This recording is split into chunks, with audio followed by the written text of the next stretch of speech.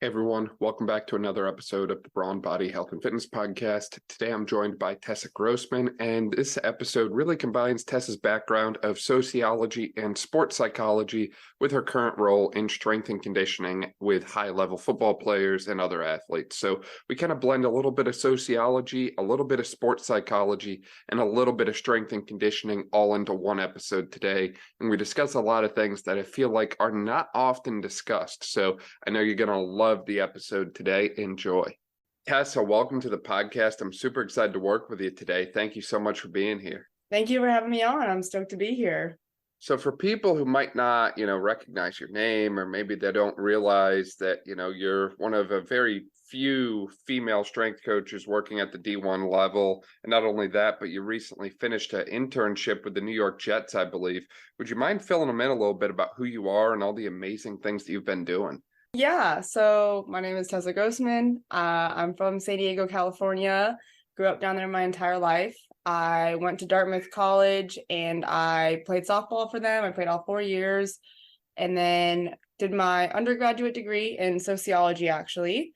I went to Illinois State and I did my master's degree in sports psychology while I was there. I was a graduate assistant, assisted with football, and then I worked with men's tennis, women's golf, and women's gymnastics.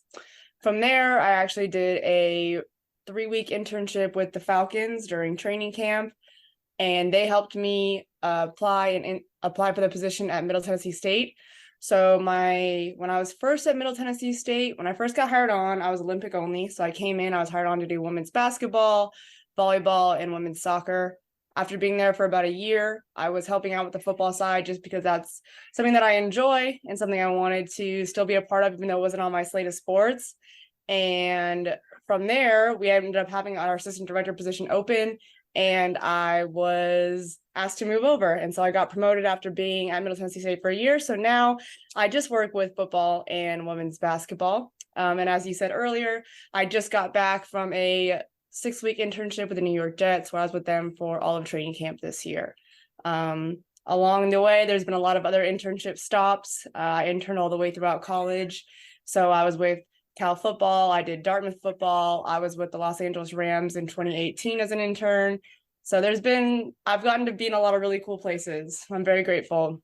No, Tessa, that's certainly a incredible backstory. And I think it's really amazing how, you've kind of bounced all around the country, for lack of a better way to put it. You grew up in San Diego, you went to Dartmouth, you were in Atlanta for a while, you were in New York for a while, you're in Tennessee now. You've kind of been everywhere by the sounds.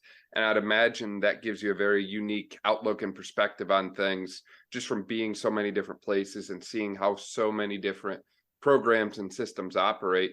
And I think your journey is also unique in the sense that you're one of very few strength coaches I know who come from more of a sociology and sports psychology background as opposed to a straight like exercise science background. What kind of made you want to pursue that as opposed to like straight exercise science? So it was kind of by accident, to be completely honest. Dartmouth. So I knew Dartmouth College, like going Ivy League for me, that was my Power 5 experience. Like that was what I wanted. I grew up, academics was very, very important to me. That's what my parents preached to me. Athletics was awesome, but academics was always like the top-notch thing. So for me to go Ivy League, that was kind of like the end goal. Dartmouth actually was my dream school growing up, which is pretty sick that I got to say I got to play for my dream school. But when it came down to it, originally I thought I wanted to do biology. And biology also happens to be one of the hardest majors at Dartmouth. So when I got there and I actually looked at the list of classes and realized that I was basically going to be with a bunch of Ivy League pre-med students, I was like, I don't think this is for me. I think this is a little above where I'm at right now. I don't think I want to put this much time into this. So that kind of forced me to find a new major. And I actually ended up having 2 different offers. So I had an offer for Dartmouth and I had an offer for a smaller D3 school out in Washington called Whitworth. And they had exercise science, Dartmouth didn't. And it kind of came down to which route am I going to pursue? Am I going to go get the major that I know would help me with what I want to go into? Because like before I even got into college, I knew I wanted to be a strength coach. Like I knew that's the route I wanted to go. Or do I go Ivy League and kind of figure it out along the way? But when your dream school is offering you a position, like it's kind of hard to say no. So I was like, all right, I'm gonna go to Dartmouth. I'll figure out a degree, and I'm just gonna intern as much as I can to make up on the practical side what I don't have on the academic side. I'd imagine that was a lot of extra hours and extra work for you going through college compared to if you just went exercise science, correct? I don't know, to be honest, because I think even if I would have done an exercise science degree, I still think I would have done as many internships as I did. I just genuinely loved it and enjoyed the experience. Anytime I basically had an off semester, I would try to find somewhere to intern. Like I just loved being in the weight room. So for me, I think it still would have looked really, really similar, even if I had gone with an exercise science degree. I just think that my fire was a little bit bigger because I knew that that was probably something that people were going to question about me when I started applying for graduate assistantships at the end of college. Yeah, yeah, I love that. I love that extra drive and ambition that you had, Tessa. And you mentioned you've always kind of loved being in the weight room, or at least you did in college. Was that something that you're kind of brought up in with, sports when you were in middle school, high school, or did you kind of find the love for the weight room while in college, or where did that come from? So I wasn't brought up like lifting or anything of that nature. I was definitely brought up to be active, brought up to be physical. I think anyone who lives in California, that's like just kind of the lifestyle, to be honest. Like you're always outside, you're always doing something, you're always moving. So I definitely grew up being very active. But when it really started to click in for me was really when I started trying to get recruited to play college ball, my sophomore year of high school. They basically told me like, hey, you need to get stronger if you want to go play D1. Like you're just not strong enough right now. So I went to our high school football strength coach and I was like, can you teach me how to lift? And he did. So that was what kind of like stoked it. So I like learned to lift my sophomore year of high school. But what really kind of lit the fire under me and like made everything click of like, oh, this is the degree that I want to pursue, or like this is the area that I want to go into when I get out of college was I started working out at a private sector facility my senior year of high school, and I was working out 4 days a week. I was loving it. And that's when someone was like, hey, like you realize you could do this as a job, right? And I was like, are you kidding me? Like, okay, let's do it. And so from there, it just like, I don't know, it was instant. I was like, yes, this is what I need to be doing. And how can I figure out how to make this happen? I love that. I love that. And Our softball coach for high school was also the head football coach. And so I think that's kind of where the connection came for me, was just like I was kind of a little bit more familiar with the football staff. But I actually don't think that's where my love for football started. I think that kind of also happened on accident. The way that my internships lined up and the population that I started working with, like my first internship was at the private sector place. It was the private sector place that I worked out at in high school. So I came back and I interned for them after my first year of college. They just happened to have a really high population of high school football athletes. And so that was like who I was introduced to pretty quickly and felt comfortable around pretty quickly. And then same thing, the next place I interned at was Dartmouth, and I was there during the summertime. And it's a small D1 school, so who's on during the summer? Well, football is. And so that's who I ended up working with there. And so after doing kind of two internships that just happened to be football based, it was just kind of where my heart felt the most comfortable, and I just rolled with it. So here we are, 6 years later. I love that. I love that. Kind of fell right into it there, and kind of all the pieces just kind of formed together as you got into it by the sounds. Now, when you were growing up and you're in the weight room and that sort of thing, were you kind of the only female athlete that was working out at the time? Was there a big female athlete population, or what did that look like? So in high school, I got to work out with the women's basketball team a little bit. So that was nice because I felt like as I was really learning how to lift, I was around other females, which definitely made it more approachable. But when I started working out of the private sector facility, that's when it was all guys. So I would go to these private sector classes and it would be like 10 other high school football, high school baseball dudes, and then me. And I don't know, I liked it. Like I liked the intensity of it. I liked the challenge of it. I liked the competitiveness of it. I didn't like that when the boys would beat me. Like I didn't mind it. And I really didn't think twice the fact that I was usually the only female in those types of environments. It just kind of was like, all right, I'm here to train, you're here to train. Let's train. Yeah, I love that. I love the competitiveness within you too, Tessa. That's awesome. It's funny you mentioned feeling like you're kind of the only one in the private facility, because for the majority of the people I talk with, they kind of say similar things. Is it seems like, at least for the high school level, strength and conditioning is not a big thing for female athletes, it seems. It seems like their first exposure to lifting is really once they get into college. Now, I know you've got experience working with the women's basketball team, at the college level. Would you say that you tend to see that as kind of a true statement, or are you seeing a big push and development in strength and conditioning for females right now? I think it depends on the sport. I will say there's been changes, especially, so I played college softball, right? So that's kind of the background that I come from. That's a sport where you're supposed to be strong, you're supposed to be powerful. How hard can you hit the ball? How hard can you throw the ball? I would say from that perspective, even when I was in college, it started to become where travel ball teams are now, they're synced up with a private sector training place. So now you have to go and you have to do weight training at least twice a week if you're going to play for this club team. So I think on the softball side of things, you definitely have seen that progress, and it's expected. I think now if you were a softball player and you go into a college program and you've never lifted a weight before, I think that would be very rare. I don't think you see that much more. You definitely saw that with my freshman class when I came into college in 2016. We had a couple kids who were maybe more unfamiliar with it, and then a couple of us who were super familiar with it. But now all the classes, I would assume, are familiar with it just based on what I've seen, the trends in recruiting and just how much softball has grown as a sport. But with basketball, it's still I get a mixed bag. And granted, I've only been with one basketball program. I've only been with Middle Tennessee State, but we get a mixed bag. I got girls who come in and, they're ready to roll. They've been lifting for 2 or 3 years in high school. Their high school teams lifted. And then I get some girls who really have never lifted before, or their exposure is very minimal. Also, I think where sometimes it gets a little bit different is when you get into college sports, you obviously have maybe some more international students who come in. And I would say the levels of that are varying in terms of what type of exposure they've had. Once again, same thing. I've had basketball girls come in who have been lifting the entire time. Then I have basketball girls come in and they've never touched a weight in their life. So I don't think there's a particular trend in which this sport lifts, this sport doesn't.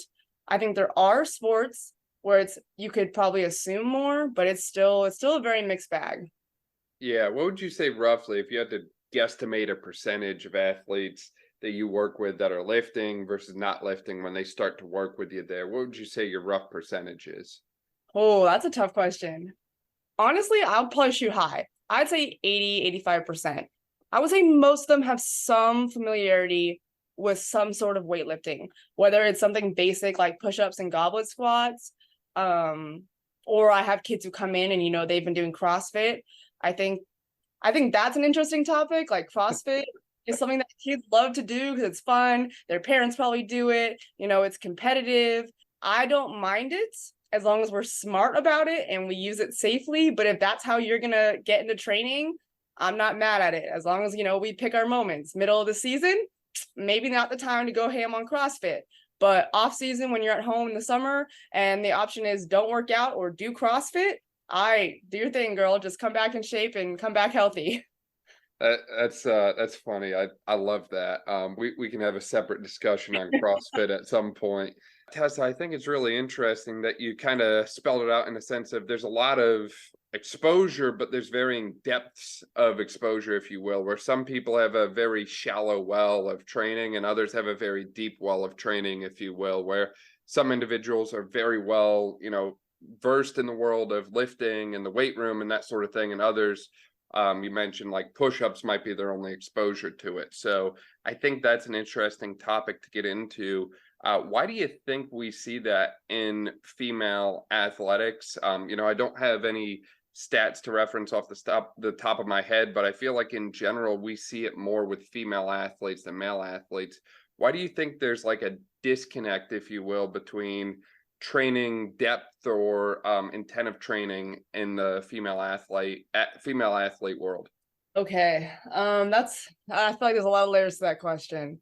I think, as always, it really just depends on the context of what your athletes were going up in as well, and what the sport is. Like I said, the softball world, you're supposed to be strong. Like, I think if you talk to most college strength coaches, they'll tell you that, oh, my softball team, oh yeah, they're one of my most high energy, one of my heaviest lifting, most about the weight room type of teams. Even if they don't necessarily love the weight room, they'll still figure out a way to like it. And so I think that a large part of it just kind of comes from maybe what do they have exposure to? I think when you get to be in states like Florida's, Texas, Cali's, where you get to be outside year round and you're playing competitive year round, especially for like your outdoor sports, I think those types of things, it becomes inevitable that the other aspects of athletics comes into play, such as training. I think sometimes maybe when you're in, I'm just assuming here, but I would assume that if you grow up in a smaller town or a more rural area, maybe you just don't have the same exposure to it. Maybe your exposure is a YouTube class online because you don't have a private sector facility, or maybe your high school doesn't have a strength coach. Those would be the types of things that I would assume. And like, I can't say for certain, but that would be what I would assume would kind of impact the different levels that you get when you get to college and you have these female athletes come in. I also think there's some stereotypes that go along with training. I know a big one I hear a lot from like my freshman girls, not always freshmen, but maybe new girls that I haven't worked with before, is that I don't want to get big. I don't want to get bulky. I don't want to look like a dude. I don't want my arms to look like a guy's arms. And then I have to explain to them how much you really have to eat and train to actually be that big. And they're like, but they still don't believe you. It's like the same thing as like trying to tell them like, hey, maybe we could take some protein powder. They just like immediately associate it with being a bro. And I'm like, no, like taking protein powder doesn't just make you this musclehead bro. Like there's way more to it. Like you eat one meal a day, trust me, you're not going to get crazy bulky. I promise. So I think a lot of the stereotypes play a big role into it. And I know that once you kind of get them past the stereotypes and they realize what you're saying is true, like, hey, I'm not going to look like a dude if I dumbbell bench once a week, then they start to see, oh, this like does help me in my sport. And that is where you kind of hit that point of them buying in to training more, understanding that just because we squat once a week doesn't mean that all of a sudden you're going to become a power lifter. Look at you out here flexing that sociology degree, Tessa. I love it. I love it. The layers.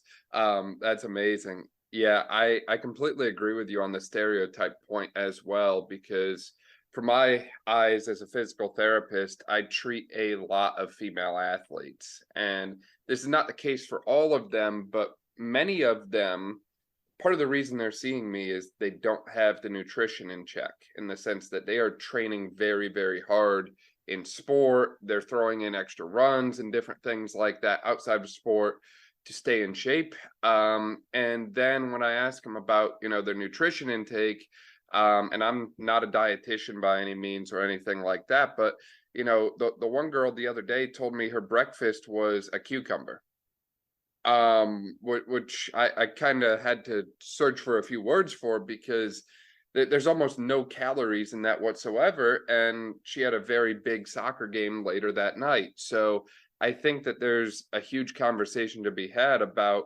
what the weight room does and doesn't do and the nutrition to support it. Because, I mean, plain and simple, if you're not pulling in 3,000 to 4,000 calories a day, you're probably not going to get big and bulky and that sort of thing. And likewise, if you want to achieve a higher level of performance as a female athlete, I'd imagine you need to eat more for breakfast than just a single cucumber.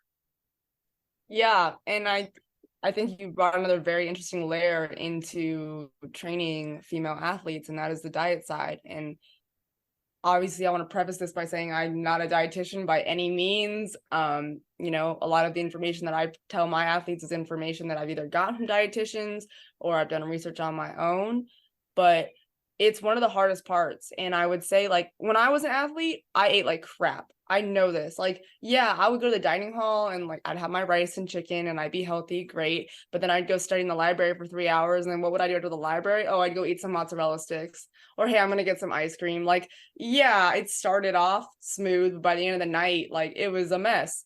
And I didn't take my nutrition seriously at all because I was 18, 19, 20, and I recovered like that. And I'm in my head, I'm like, well, I woke up fine the next day, so I can just keep doing this, right?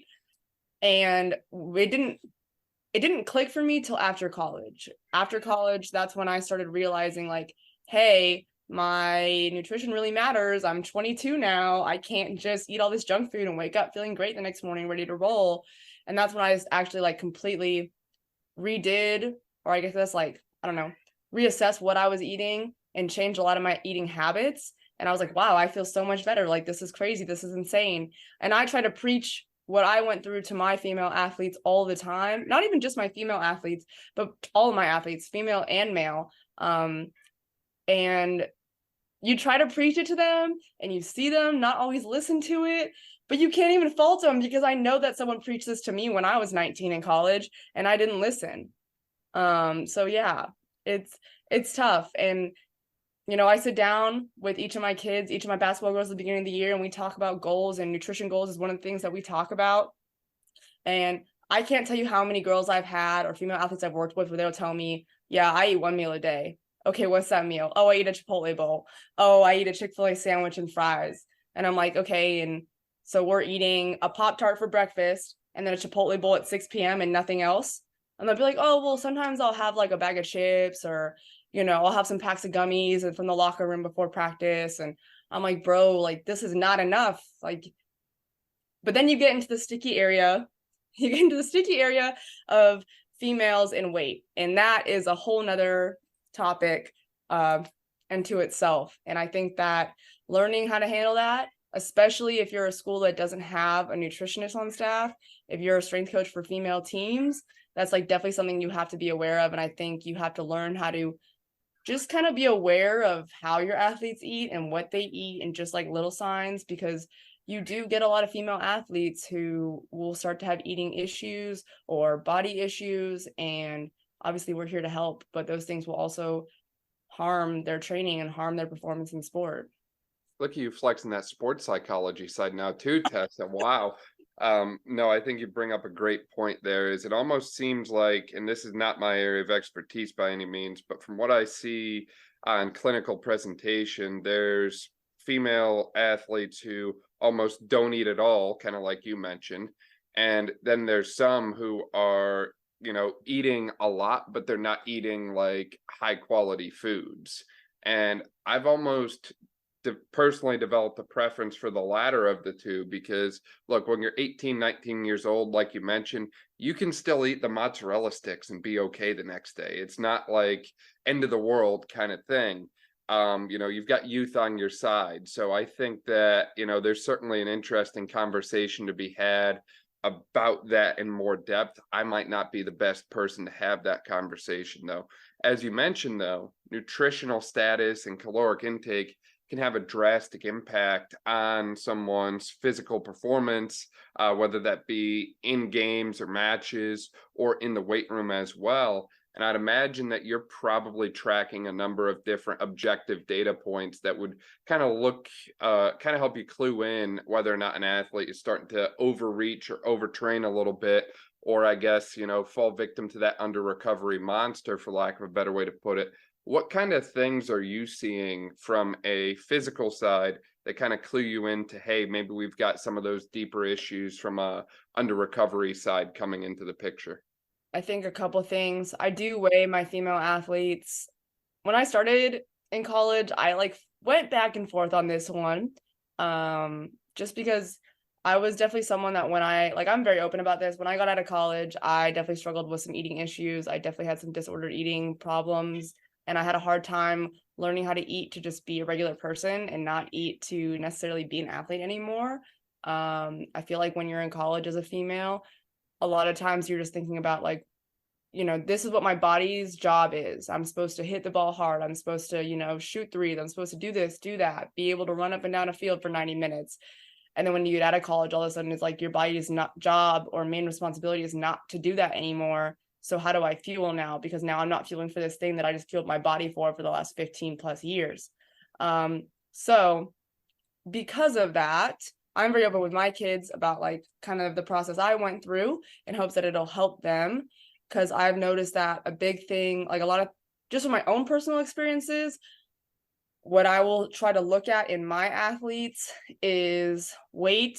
And I always tell my kids like, hey, you don't have to look at the scale. Like if you're someone that the scale is really triggering for you, then awesome. When you step on it, just turn the other way. I won't say your weight to you, and I'm just going to take a note of it, because obviously if someone's dropping a lot of weight in season, that's probably an issue of under eating or under recovering. If someone's gaining a lot of weight in season, there's a couple reasons that may be. Obviously we track weights, we track what you're hitting in terms of percentages. If you can't hit something that's statistically underneath what I need you to be hitting, okay, you've lost a large percentage of your strength. What are we eating? What are we not eating? I find that usually the sleep, the food quality, it decreases pretty rapidly the quicker we get into season. And I'm sure that most strength coaches would agree with me that the deeper you get into season, the worse those things get. You brought up the topic of sleep, Tessa. Do you mean to tell me that there's a lot of stressors that female athletes face, and it might be present in the high school or the college population, or any population for that matter, and it might cause them to lose sleep at night? Oh, 100%. 100%. I mean, we tell kids all the time, what's the best method of recovery? And they all go sleep. And then they'll come in the next day and you'll be like, how many hours of sleep did you get? And they'll be like, 5. Man, so what kind of struggles with that did you face when you were a college athlete yourself, and how did you go about kind of getting to that point where you could develop a consistent routine? I think a big overarching problem in college is that you just feel invincible some days. I mean, you're 18 years old, you're a college athlete, and when you see what your body can get away with and still perform well on, then that becomes the new normal. That becomes a new baseline. Like, oh, I can sleep 5 hours and still get up at 5 a.m. and crush my conditioning. Sick. I can do this all the time. And I think that's maybe the issue is when you're a kid in college, you get away with it once and you make the jump that this is now something that your body can handle all the time. And it's like, no, your body can handle one day of running on 5 hours, not 7 days in a row and then play 5 games over the weekend. So I think for me, the big thing that I think made me change some of my sleep habits was brain function. I started to notice as I got later into the college years that my brain just wasn't sharp. It was harder to make decisions. My ability to be locked in at practice, like we'd have days we didn't practice till 7 p.m. sometimes. And so when you're not getting a lot of sleep and you're not practicing till 7 p.m., that's tough to perform well. I mean, you've already gone to classes, especially being in like a very rigorous academic environment. That was also something that I felt like a lot of me and my fellow teammates, that would contribute to a huge lack of sleep because we just had an insane amount of homework and work to do. Obviously, I can't speak for other people and what their schools were like, but for us, being an athlete and being a student were equally important. And that was preached, like, you're going to have to figure it out. And so our way to figure it out was to give up sleep. And that wasn't the healthiest choice, but that's the choices that we made. But I think that understanding that was my logic, I know that my kids are making the same choices. Unfortunately, though, I do feel like a lot of times with eating and sleeping habits, it's just something that you have to like continue to preach on, continue to try to educate. When kids come to you, you try to go over all the same things you've been telling them because maybe now it's a little bit more applicable to them. And you just hope at some point that it's going to sink in, because at the end of the day, it does take your athlete choosing to make a change. A big thing I will try to preach when my athletes are trying to make these changes is don't overhaul everything. There's a lot of research done that when you try to completely overhaul and change a habit all at once, it's really hard to sustain that change. And so a big thing we'll talk about, like, okay, for example, with eating habits, I get this all the time. My basketball girls come to me, they tell me, hey, I don't feel like I'm recovering very well. We talk about their eating habits. What are they not eating? Protein. No protein whatsoever. Everything is a carb. And I'll be like, okay, hey, let's start by adding 10 to 15 gram protein snack a day. We'll come up with a couple examples. That's like usually my go-to starting place with my basketball girls, just because it's small, it's easy. If you don't get it in the morning, you can get it at night. If you don't get it at night, you can get it the next day. It's not something that seems impossible. And that's why I think when it comes to changing these habits, especially with sleeping and eating, it's just showing them that, hey, it doesn't have to be this crazy change in your everyday routine. It can literally be a 5-minute change that can make your day so much better. Yeah, I love that. I love that point. I think you hit the nail on the head in the sense that a lot of people do try and change everything all at once. And it certainly goes better if we make small but consistent strides forward. Now, have you found, at least from your own experiences, that kind of opening up and being somewhat vulnerable about your past experiences has helped your athletes relate to you a little bit better and kind of understand why they need to take care of themselves? Or do you feel like female athletes are going to do what they do at the end of the day? I don't even think this is like a female athlete thing. I think this is just an athlete thing in general. You know, Hmm. the more I think nutrition, I think mental health, I think all those things have become such bigger hot button topics. I've had my own personal experiences in both of those areas with things that I've struggled with. I definitely like have to work through anxiety attacks and things of that nature. And I'm super open about that as well with my football kids, with my basketball girls. When I had soccer and volleyball, I was open with them about it.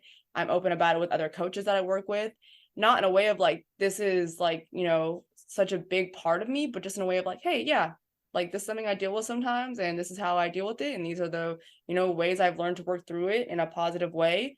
And I'm open with it because I don't ever want my kids to feel like they're going through something that no one else is going through. College is hard enough, especially, being an athlete, maybe playtime's not going how you want. Maybe you don't get along with the team. Maybe you feel isolated. Like there's so many aspects of it. Maybe you're away from home. Maybe you don't have a great support system. Maybe you don't feel like you can trust your sport coaches. Like, I don't know. There's 8,000 different ways to kind of pick that apart. But at the end of the day, I don't ever want my kid to feel like I'm going through this thing and no one else is going through it. So I don't mind sharing it all, because even if that kid never comes to me and tells me like, hey, Coach Tess, I'm going through this and you said you were going through this, so let's talk about it. Even if that exchange never happens, but just them knowing that, hey, like Coach Tess talked about this and I feel like that sometimes too. So at least I'm not alone. Then that's the win for me. I think you bring up an important topic there, Tess, is for some reason when we're watching the sports on the TV or, favorite, it's Sunday right now, favorite football team or whatever, we just automatically assume that the athletes aren't like people in a sense. So we kind of forget that, after the game, like, they have parents and families to call and see. They have, like a dog that they might have to get home and walk. They might want to get 8 9 hours of sleep like we've been talking about, or get something good to eat. And instead we get very angry and irritated about the fact that, they dropped the pass. Why aren't they training? You should dock his pay. That kind of stuff. And it's always interesting to me how we almost kind of look at athletes as athletes and not people first, if that makes sense. Yep. I completely agree. I literally just had this conversation with my girls on Friday. I told them like person over player. That was something that a college coach said to me, and that has stuck with me while being an athlete into being a coach and being on the other side. But I try to tell my basketball girls at least once a week, like, we love you and appreciate you and support you because of the person that you are. Like, basketball is something that you do, it's a skill that you have, and it's dope that you can do it. But at the end of the day, like, I love you because of who you are as a person. And I think that is another important aspect to bring up, just because a lot of us growing up as athletes, like, that's your whole identity. You're an athlete, you're a basketball player, you're a football player, you're a baseball player. And so when that ends, and sometimes you don't know when that's going to end, all of a sudden you have to figure out, okay, but what else am I? Like, what other qualities do I have? What value do I have? What do I like about myself besides the fact that I can shoot a wicked 3-point shot? Like, I'm a big believer that starts in college. Like, we're prepping our kids for when their career ends, not in a negative way, but just the understanding that most of your athletes are going to play their college sport and then move on with their life. And so what is that life that's next? A question I'll try to ask some of my football boys is, hey, what's something you want to pursue outside of football? And they'll always be like, well, I'm going to go to the NFL. Awesome. Pursue that. I love that. But also, what else are you doing besides pursuing an NFL career? You can do both. And so I just like want my kids to understand that there's so much more to you than just your ability to play a sport. There's so much more reasons to like love you as a human than just the fact that, you can throw a 60-yard spiral.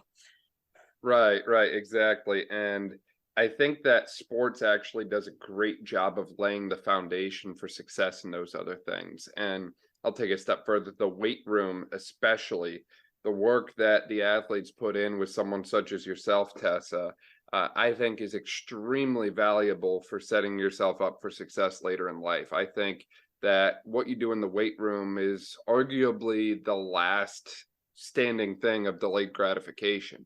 You know, if you want anything else in life, you can pull out your phone and have it in 15 minutes. But if you want to be stronger, if you want to be faster, if you want to be more explosive, more powerful, if you want to run a better 10K, whatever it is, that you can get there with slow and consistent work, but you can't get there in 15 minutes or 20 minutes like everything else. You have to show up consistently, you have to put in time, and you have to continue to find more and more ways to dig a little bit deeper when you don't think you can dig anymore. And I think there's a lot of power in taking those lessons that you get from the weight room and then applying them over to the day-to-day life. I mean, plain and simple, if you take someone who's the dog in the weight room, busting their rear end 4 or 5 days a week with you, I'd imagine they're going to be pretty successful in any entrepreneurial journey or any kind of like major they, engage in college, just because they have those same lessons and same mindset and mentality that kind of sprinkles over into that other area. I think that's where you get this idea of mental toughness and training that in the weight room. But I think like the overall concept is correct. Like you learn a lot of lessons through training. You gain, the whole reason I started training in the first place when I was a high school athlete was, like I want to get stronger, but I quickly found that my confidence on the field shot up because in my head, I knew I was doing all this other stuff to be better on the field than just, go out and practice my sport. And so the weight room just provides all these opportunities to grow as a person and also like repetitively like try these things that help you grow in an environment where if you fail most of the time, it's like, so what? Okay, just drop the weight. Like that's something I talk about with my athletes all the time. Okay, like for example, girls hate pull-ups, chin-ups, anything of that nature. They're not about it. Most females aren't. And when I get new females, a lot of times I always have them obviously try a chin up, where are we at? And they'll be like, no, I can't do it. And I'll be like, okay, well, how do you know that? And they're like, no, I just know I can't do it. Okay, have you ever tried one? Well, no. Okay, so how do you know you can't do it? I know I'm not strong enough. Okay, so just try it. And my point to them is that I always say, if you try this and you can't do a chin up, and you already think you can't do a chin up, what really happens to you? What changes in your life? And they go, nothing. And I'm like, okay, exactly. So get up here and try the chin up. Because if you can do a chin up, then awesome, you have a new skill. And if you can't do the chin up, then great, nothing has changed and we'll work on getting you a chin up. And it's actually crazy the amount of girls who get up there and they're like, oh, wow, I can actually do a chin up, or I can do more of a chin up than I thought I could. But it's like such a small event. But my hope is that they understand like, okay, but if you fail, so what happens to you? Nothing. Okay, great. So let's continue to try and then continue to grow through those failures, because eventually those failures are going to turn into success. What a perfect exercise analogy for this podcast too, is you literally pick the one that involves taking your own body weight and pulling yourself to higher ground. That is perfect. So fitting. I think the other thing too I've noticed is I see a lot of athletes, in their weight room, strength and conditioning, that sort of thing. And maybe in a 2-3 month time, they'll improve their, squat 1 rep max by 10 pounds, let's say. In that time, does that 10-pound increase in squat strength, does that really make you that much better of a athlete on the field? Or like you mentioned, is it all the other benefits that come with training that we don't even consider in the moment that play into it? Is it the increased confidence? Is it the increased, alertness, the increased overall just, hey, I put in all this extra time, like now it's my time to shine because I've been working kind of thing? Like, I guess it's the kind of question of, I think the weight room has benefits, but is it strictly, is it the physical that's driving the performance, or is it more of all the other stuff? And I don't think we really have a way to like answer it, statistically or research wise, but it's always something I kind of wonder with athletes. No, I agree. I think it's a mixed bag. I think both, like obviously you get kids and they gotta get stronger, or they gotta get faster, they gotta become more explosive to be better at their sport at the college level, whatever level that may be. But I agree. I think it's both. It's the physical aspects of training for sure, and the physical aspects of improving your overall athletic performance. But the mental aspects just play, I think, a bigger role than maybe we realize at times. Definitely, definitely. And, recapping here, we've discussed a little bit of the training side, we've discussed a little bit of the nutrition side, some of the sleep side, a lot of the mental side, and how that kind of all plays into this. The other thing I really want to bring up is kind of how they all blend together is, every now and then you get an athlete who they haven't been eating well, they haven't been sleeping well, their performance is dropping, but they're still playing and they're still trying to push themselves and persevere, and sometimes that works out really well. Sometimes it doesn't. And usually it kind of creates this downward spiral that eventually leads to some kind of injury.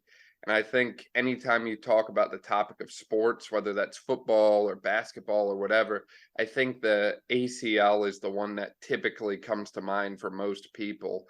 And I believe, don't quote me on this, but I believe the last number I saw was ACL injuries are 4 to 5 times more likely to occur in females than males. And there's a variety of different reasons for that, from, Q angle and pelvic alignment to estrogen receptors within the ACL itself to ligamentous laxity and so on that way. But essentially, if that injury happens, that creates a whole nother consideration, I guess you could say, of recovery, where the sleep, the nutrition, the training, all of those things factor into a whole new level. And I've seen individuals who absolutely crush that process. And then I've seen others that it's a real challenge for them. It's very difficult to put in the amount of hours it takes to literally go from not being able to walk all the way back to your sport within a year's time. And I think that's an area as well that, we have to be mindful of. I don't care if you're a strength coach, an AT, a PT, whatever. When you're working with the athlete in front of you, you've got to play those mental considerations into mind with the long-term rehab athlete, I guess I'll call it here, especially in those that are more prone to some of those different things like we've discussed there. I don't know all the different factors that feed into that, whether it's socioeconomic as well or different things like that. I'm not the sociology major here, but I know that there's a whole depth of conversation that could be had about all of those considerations for the injured athlete as well. No, I mean, you hit it on the nose. Like, I'm not sure what much else there is to say about it. Obviously, I feel like the ACL is one of the biggest injuries you can get. As we've discussed, like they tend to be more prominent in females, especially sports like basketball, soccer, high cut volume, high jump volume, contact.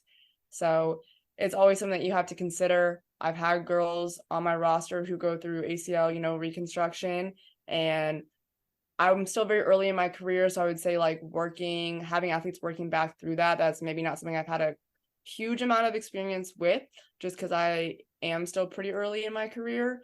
But from what I have seen with the athletes that I have worked with who've had to go through that process, you're right. Like some of them handle it super well. I've had athletes where they lose a bunch of weight. I've had athletes where they maybe gain some weight. I've had athletes that have struggled with, maybe they like their bodies more when they, weren't playing their sport, and now they have to get back into their sport. And it's like, okay, now my body has to serve this purpose again. Not to mention, I feel like a hard line that I've seen kids struggle with is, okay, what is the acceptable pain that I need to be working through? How do I like mentally gear myself up every day to have to go through that pain and keep pushing past it? And what's the breaking point? And when is it healthy to say, okay, this is the breaking point, we need to take a step back. We need to give them a little bit of a mental break. And I think that's something that's important to consider, is like, yeah, you're obviously always trying to get these kids back as quickly as possible and as safely as possible and to the best of their abilities, and so that they are the same athlete that or even better than what they were before the injury. but you have to take in the amount of toll that it has on an athlete. Like mentally, all of a sudden they're completely removed from their team, depending on how your team functions. Maybe they're not at lifts anymore, maybe they're not at practices. If they just had the surgery, they probably haven't seen any of their teammates for 1-2 weeks. Okay, well, maybe you have a coach where they are not allowed to be at practice because they're injured. Okay, so now they're not at practice, they aren't around the team as much, they're not at lifts because their lift is rehab. So when I have kids who are injured like that, where it's a little bit longer term, I do try to program for them. Like, okay, if it's an ACL girl, I try to program where, hey, you're with us on our upper body days as much as you can be. Just so that they can get the interaction with their teammate and feel a little bit normal. I think that's a big thing that those kids struggle with, is just like feeling normal and feeling a part of the team and feeling like they still bring value. And yeah, there's a lot of mental aspects to it that I think sometimes get overlooked, not on purpose, but just because there are so many aspects when you're dealing with an injury like that is a long-term injury, that it's hard to always consider every little thing and adjust every little thing so it's all perfect, because the reality is it's not going to be perfect. Maybe you're pushing great on the physical aspects, but hey, maybe we need to back off a little bit because the mental toll of going through this every day is just getting to be a little bit too much for them. Or hey, maybe you're a little biased, maybe you're like me and you pay attention to the mental side a little bit too much, and we need to physically push them a little bit more. And I also think that's where it's important, where now you bring in, hey, we also have support staff, and it's important that you and your athletic trainer are working together on it, because they're going to see something that maybe you're not. And obviously you come from different areas of expertise, so they might be able to say like, hey, no, this pain is good, she's chilling, we need to keep pushing her. But you're like, hey, yeah, but she was crying in the weight room yesterday, and that's like the 3rd day in a row, and I think maybe we need to take a little bit of a mental break for her.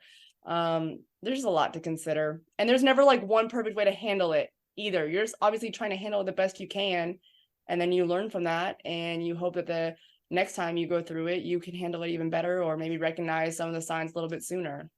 Right, exactly. At the end of the day, you cannot compare one person's journey to another's, because everyone is very unique and different in various ways. And I think you really brought it home good there. Ultimately, it's about giving the locus of control back to the athlete. And we've kind of mentioned that in a lot of different ways thus far, is, give the athlete the tools that they need to be successful, and give them the keys to drive their own car wherever they want it to go.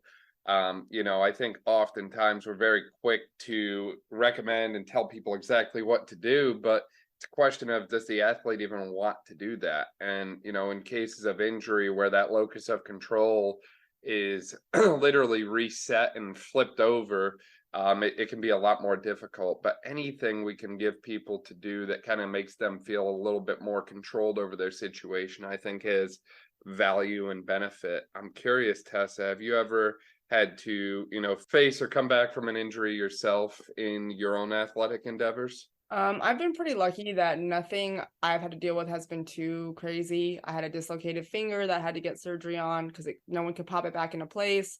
But that was I was only out for like 5 or 6 weeks for that. I was as I healed, like I was doing pull-ups by the end of it with my little finger splint.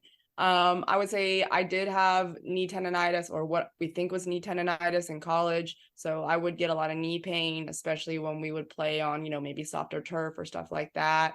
So that was, it kind of, my regimen by the end of college was I basically had to get cupped or scraped, had to get my quads cupped or scraped at least once a week to kind of keep that under control, especially as I got more playtime as I got later into my career. So that would kind of be the biggest thing I had to deal with. I was pretty lucky, to be honest. I do think part of that is just the sport that I played. Obviously, softball is not a contact sport. And I also grew up in a family that was very much about physical and mental health. And so having parents who preach that and taught me how to take care of my body, like even though I was still, a very naive 19, 20, 21-year-old, I did have some understanding of, hey, this is hurting, or hey, you're pushing yourself too hard here, or you do need to like eat some more food here to recover. So I definitely give a lot of props to my parents for educating me and getting me to listen enough to be able to get through college without anything significant. Right. I love that. As you mentioned, there's kind of a limit to everything. And that in itself is a whole nother conversation of the youth sports craze and pushing athletes to, play year round nonstop. But we'll save that for a later time. I think we've covered so many different little points and topics today, Tessa. Do you have any kind of closing thoughts or closing remarks or anything that we might have missed so far? I don't think so. I think it's very important as you work through your athletes with this stuff to understand that they're not going to get it perfectly on the first try. And guess what? You didn't either when you were in college, and you probably still don't right now. You probably still make maybe not the best health choices all the time for yourself, or the best performance choices all the time for yourself. I mean, ask a strength coach how much caffeine they drink in a day, and then ask them to support why they drink that much caffeine. So I think it's really important that when you have athletes who show you they're trying to make changes, even if the change isn't necessarily exactly how you would do it, or it's still not the best version of change that you maybe want, it's very important that you still give them their props, and you still give them that positive affirmation and positive reinforcement. Because if you give them positive reinforcement on one small change they made, that's going to make them a better athlete and not give them better overall performance. Then that's going to make them more willing to try other things, or more willing to come to you and have more conversations about what else can I be doing to improve my nutrition, improve my training, improve my sleep. You have to preach to them that it doesn't have to be an all or nothing approach. You have to show them that small changes matter, because you build a lot of small changes, all of a sudden you have an athlete who's sleeping 8 hours a week and maybe eating one more meal a day than they used to a year ago, and that can make a big difference for a kid. So just try to be aware of where your kid is starting and where your athletes are starting, and give them the props when props are due. I love that. I love that. Know their end goal, know where they're at, support small but consistent improvement to get towards that end goal, and accept the fact that no one is perfect, and you yourself might not have all the answers to everything, and that's okay. I think that was one of the most difficult things for me to learn anyways when I was first coming out of school, is the whole concept of I don't know everything, and my way is not the only way. Yeah. So it's very difficult to learn, but it's a great lesson to learn. And um, your kids want to know that you're a real person. Like, I think that was something I didn't really understand fully until I came over to the coaching side, was how much stuff that my coaches were probably trying to deal with, while also trying to show up and be these happy, positive, supportive coaches for us every single day. And I think there's a lot of merit in sometimes sharing the positives and the negatives going on in your life with your kids, because the more real you are to them, the more willing they're going to be to share some of the realer parts of themselves with you as well. Definitely, definitely. And, for people who want to see more or share more about you, Tessa, where can they find you at online? Are you on the Instagram era, or are you on TikTok, or where can they find you at? The best place to find me is on Instagram. I think my username is just at Coach Tessa Grossman, all lowercase, all one word. That's the best place to find me. Yeah, for sure. We will link to that in the description below too. That way, if you didn't quite catch it, you can just click there and check out everything that Tessa is up to. I got to ask, are there going to be like cat updates on the Instagram stories now, or? Um, sometimes I do love my two little kitties. They tend to cause a lot of trouble. So yeah, every once in a while there's a cat picture that makes it up there. I love that. I love that. I'll be watching for those.